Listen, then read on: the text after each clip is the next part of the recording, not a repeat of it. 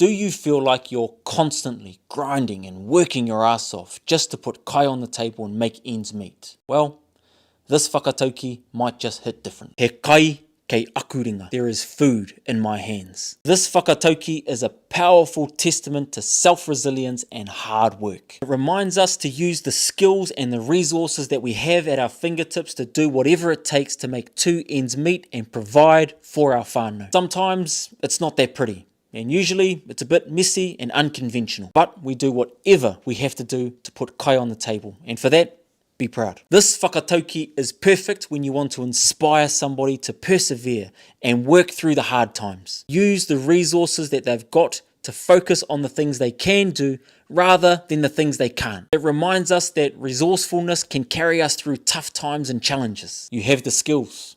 You have the hands. You have the legs. You have the brains. You have the heart, and you ain't about to give up. You have everything that you need to make it work. You just got to get up and keep on grinding. He kai kei aku ringa.